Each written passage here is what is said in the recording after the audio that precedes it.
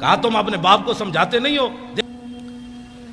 میں گھر کی بات اس لیے بھی نہیں کرنا چاہتا، میرے بچے جو ہے وہ مجھ سے بھی زیادہ دلیر ہیں، تو جب ہمارے سروں پر کلاشن کوفے رکھی گئی تو اس وقت بھی ہم نے کہا کہ نہیں ہمارا باپ جو باتیں کرتا ہے وہ صحیح کرتا ہے، ہم حاضر ہیں اس کام کے لیے۔ بات ہم غلط کریں تو گردن حضور کے لیے رکھی ہوئی ہے اور کسی کام کے لیے نہیں رکھی ہوئی، بالکل۔ میں حقیقت میں میرے دل میں ایک ذرا برابر بھی خیال نہیں ہے میرا بیٹا مر جاتا، حالانکہ اس کو اتنا مارا کہ وہ مرنے کے بالکل قریب پہنچ گیا تھا، اور کئی دن اس کے سینے پر جو ہے کلاشن کوف کا نشان رہا۔ آخری بات جی، میں نے لاہور میں جنگ بدر پر تقریر کی تو ہمارے یہ بچے نوجوان الحمدللہ اب یہ نہیں دیکھتے کہ چھکا کس نے مارا، چوکا کس نے مارا، اب یہ چاہتے ہیں کہ یار دی گل سنا ملا، اب یہ چاہتے ہیں کہ بتاؤ وہ پیر میر علی شاہ نے کون سی جھلک دیکھی تھی، وہ بتاؤ پیر میر علی شاہ غش کھا کے کیسے گر گیا، وہ بتاؤ سید کے فیت علی کافی جسم پر استریاں پھری تھی تو پھر ایسے کس طاقت نے چلا دیا۔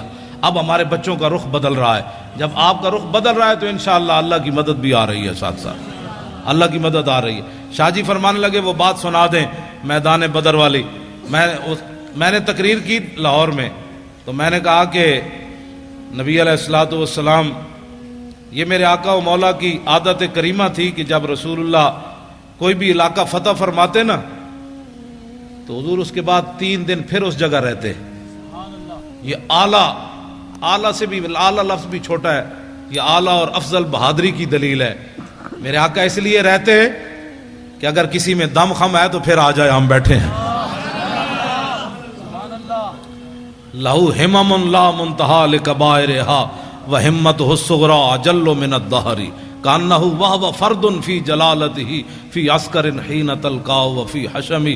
امام بصیری فرماتے ہیں ہمارے آقا و مولا تنے تنہا بھی کھڑے ہوتے نا تو محسوس ہوتا لاکھوں کا لشکر آپ کی پشت پر کھڑا ہے۔ تو میں نے تقریر کی کہ نبی علیہ الصلوۃ والسلام نماز پڑھا رہے تھے، تو ایک نوجوان مجھے جانتا نہیں تھا، پتہ نہیں کون ہے، اس نے مجھے فون کیا، کہنے لگا حضرت صاحب آپ نے یہ تو تقریر کی کہ حضور نماز پڑھا رہے تھے بدر میں، تو یہ تو نہیں بتایا کون سی نماز پڑھا رہے تھے۔ اب میں نے بھی نہیں پڑھا تھا، اب نوجوان کا سوال بڑا اہم اور ہونا بھی چاہیے تھا۔ پھر میں نے کتابیں تلاش کرنی شروع کی تو علامہ واقدی نے کتاب المغازی میں لکھا کہ نبی علیہ الصلوۃ والسلام نماز عصر کی 2 رکعت پڑھا رہے تھے۔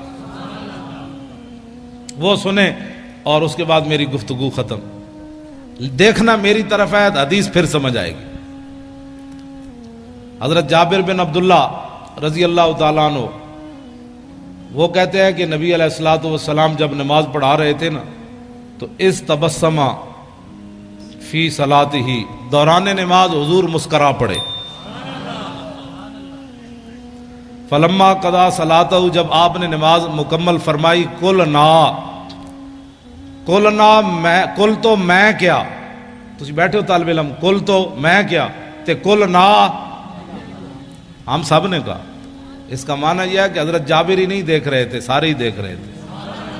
کل تو میں کیا اور کل نا، اگر کل تو ہوتا تو لوگوں نے کہنا تھا بس جابر بن عبداللہ ایسے کر رہے تھے تو آنکھ اٹھ گئی تھی، نہ کہا کل نا، فرمایا میں نے بھی کہا، ابو بکر نے بھی کہا، عمر نے بھی کہا، چونکہ عثمان غنی تو موجود نہیں تھے، حیدر کرار نے بھی کہا، بلال نے بھی کہا، کل نا، ہم سب نے کہا کیا، رأینا کا۔ ہاں جی، کوئی صرف صغیر سنائے گا، را یرا رویتن؟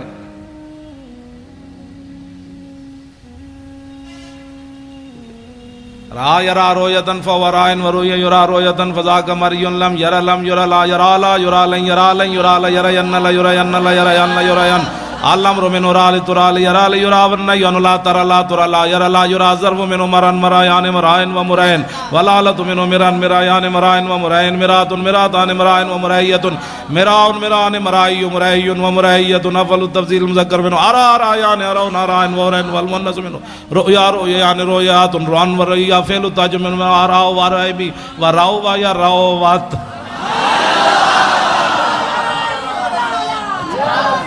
او بھائی میں ویسے طلباء کے ذوق کے لیے یہ تو ہوا نا صرف صغیر، را یا رات رہا رہ نہ رہتا رہ تمہارا رہ تم رہتے رہ تمہارا رہ تم نہ رہ تو رہ نہ رہ تو میں ویکھیا رہنا ہم سب نے دیکھا.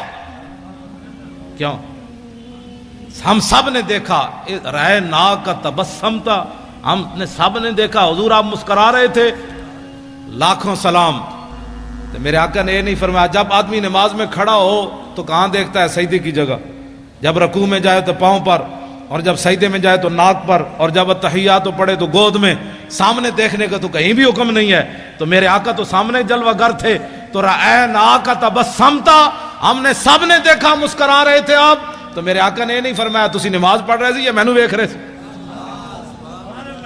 تم نماز پڑھ رہے تھے یا مجھے دیکھ رہے تھے؟ میں پھر داڑھی منڈے اقبال کو پوچھا. میں نے کہا مولویوں کے، پھر لوگوں کہنا یہ مولویوں کے جھگڑے ہیں، مولوی تعویلیں کر لیتے ہیں. میں نے کہا اقبال بتاؤ، تمہاری آنکھیں یورپ میں بھی جا کر خیرہ نہ کر سکا مجھے جلوہ دانش فرنگ کہ سرما. میں نے کہا جو سرما لگایا ہے نا، اس سرمے والی آنکھ سے دیکھ کر اس حدیث کا مطلب مجھے سمجھاؤ کہ صحابہ نماز پڑھتے ہوئے حضور کو کیوں دیکھ رہے تھے.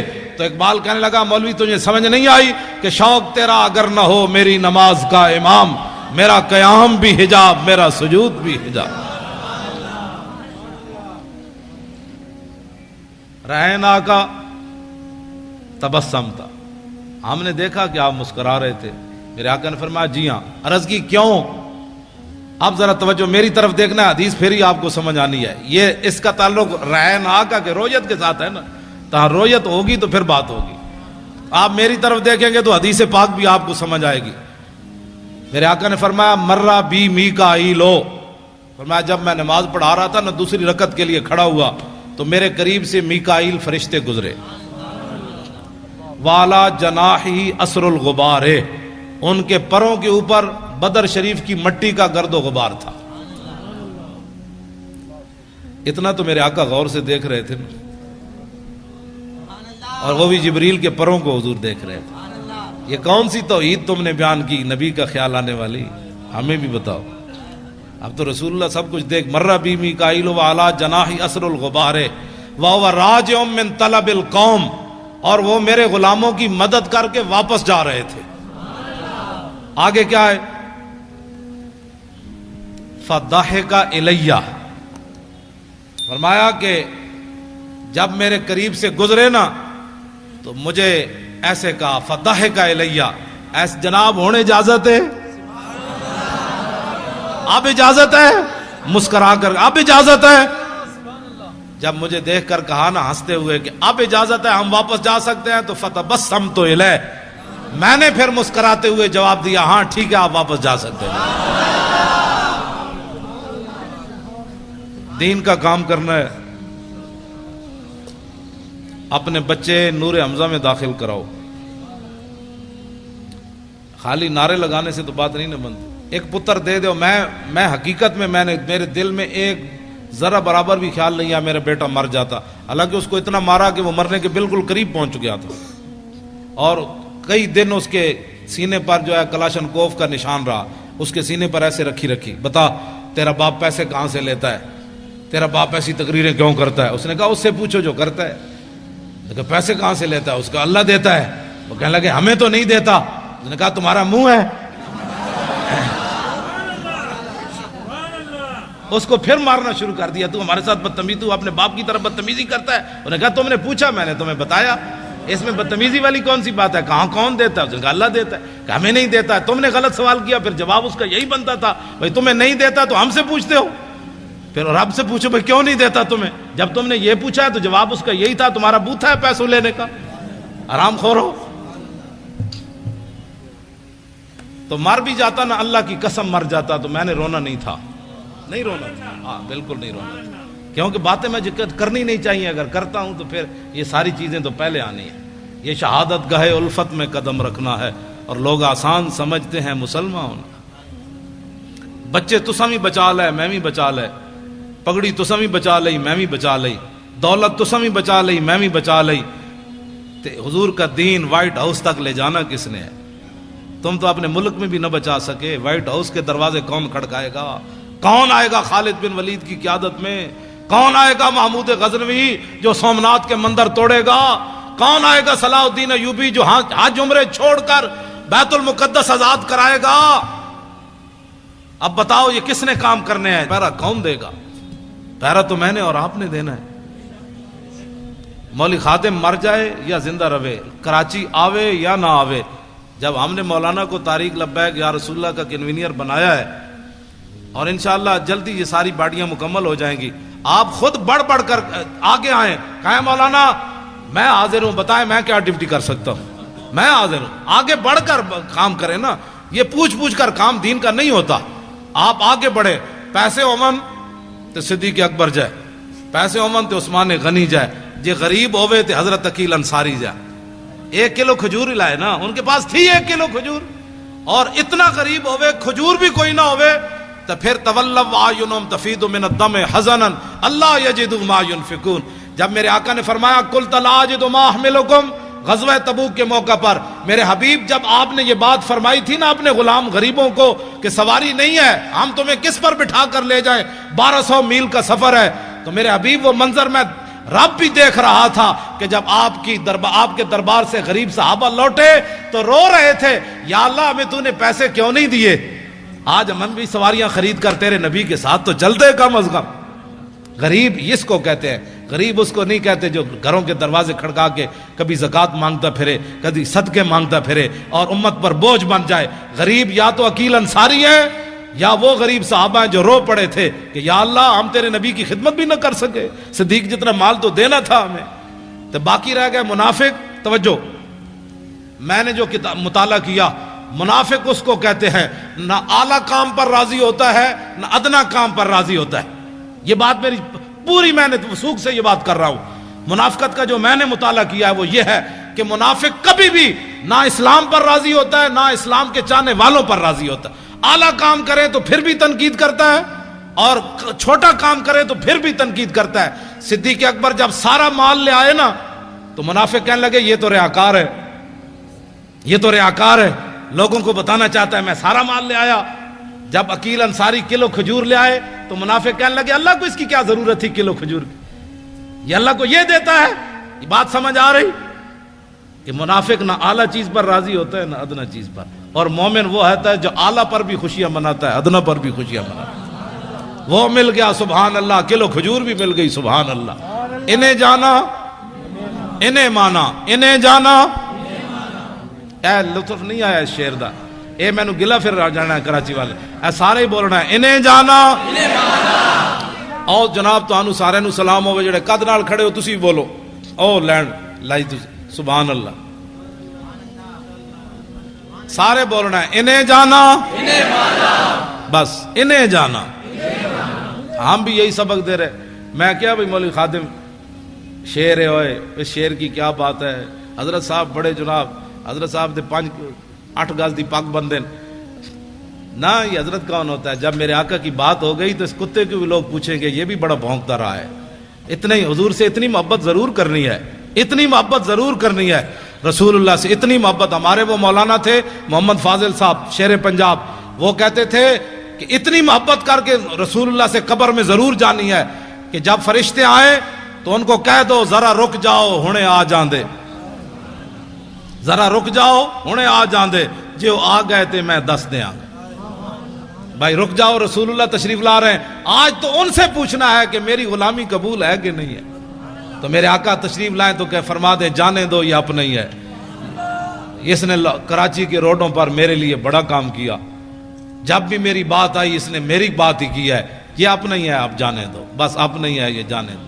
پل صراط پر بھی حضور فرمائے اپنا ہی ہے، نامہ اعمال جہاں تو اور جہاں حوض کوثر پر میرے آقا جام پلائیں، فرمایا اس کو آگے بلاؤ، اس نے میری خاطر بڑی گالیاں کھائیں، اس نے میری خاطر بڑی دنیا سے پھنڈا ڈا، آج اس کو ذرا آگے لاؤ لائن توڑوا کر، مزہ تو پھر ہے۔ ورنہ یہ حضور فرمائے آج پانی پینے آ گیا، تیرے پاس تو ٹائم ہی نہیں تھا میری عزت کے لیے، کیا کرے گا تو؟ آج انہیں مانو، اچھا بولو نا، اے تو بولنا ہے انہیں جانا، نہ رکھا غیر سے کام، للہ الحمد میں دنیا سے مسلمان گیا۔ جو لبرل والے ہیں ان کے لیے شعر، رہے گا یوں ہی ان کا چرچا رہے گا۔ آپ میں کوئی بھی لبرل والا نہیں ہے، میں انہیں کہنا چاہتا ہوں جو لبرل والے ہیں ان کو میں یہ جواب دے رہا ہوں کہ پاکستان لبرلزم کی طرف نہیں جا رہا، پاکستان لبیک یا رسول اللہ کی طرف جا رہا ہے۔ لبیک۔ میں گھر کی بات اس لیے بھی نہیں کرنا چاہتا، میرے بچے جو ہے وہ مجھ سے بھی زیادہ دلیر ہیں، بالکل۔ میں نے تھوڑا سا گھر میں گیا تو میں نے کہا کہ انہوں نے کہا نہیں کیا بات ہے، جب دین کے نام کا کھاتے ہیں تو جب دین کے نام پر تھوڑی سی پریشانی آئی تو پریشانی والی کیا بات ہے؟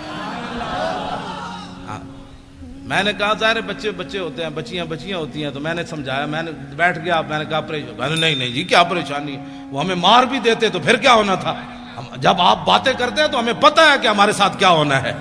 تو میں نے کہا شکر ہے اللہ کا، شکر ہے اللہ کا، یہ نہیں کہ دین کے نام پر۔ انہوں نے کہا ابو جی ہم کھاتے جو ہیں، جب آتا ہے تو اس وقت ہم کہتے ہیں ماشاءاللہ ہمارے ابو جی بڑے اچھے ہیں، تو جب ہمارے سروں پر کلاشن کوفے رکھی گئی تو اس وقت بھی ہم نے کہا کہ نہیں ہمارا باپ جو باتیں کرتا ہے وہ صحیح کرتا ہے، ہم حاضر ہیں اس کام کے لیے۔ کہا تم اپنے باپ کو سمجھاتے نہیں ہو، دیکھو تمہارے ساتھ کیا ہو رہا ہے۔ انہوں نے کہا ہمارا باپ جو باتیں کرتا ہے وہ بالکل ٹھیک کرتا ہے اور اس کو کرنی بھی چاہیے ایسی بات۔ اب وہ کیا کرتے، میرے بچوں کو گولیاں مارنے سے تو رہے، انہوں نے سمجھا یہ دبک جائیں گے، انہوں نے نہیں پتا کہ میں تو دن رات ان کو یہی باتیں تبلیغ کرتا ہوں، گھر باہر بھی کرتا ہوں، ان کو بھی کہتا ہوں کہ بچوں جب حضور کی بات آ جائے تو بات پھر کچھ اور کرنی ہے، نہ سدا تو رہنا کوئی نہیں، یہاں جب جائیں تو طریقے سے تو جائیں۔ غازی علم الدین کی ماں جب آخری بار ملنے کے لیے میاں والی جیل گئی تو رو پڑی، تو علم الدین کہنے لگا ماں تو ایسی پریشان ہو گئی، بہت سارے ماؤں کے بچے پیدا ہوتے مر گئے، کوئی سانپ لڑے مر گئے، کسی کو ڈنگ لگا مر گئے، ڈوب کر مر گئے، تو کتنی خوش نصیب ہے کہ تیرا بیٹا جو ہے حضور کی عزت پر جان دے رہا ہے۔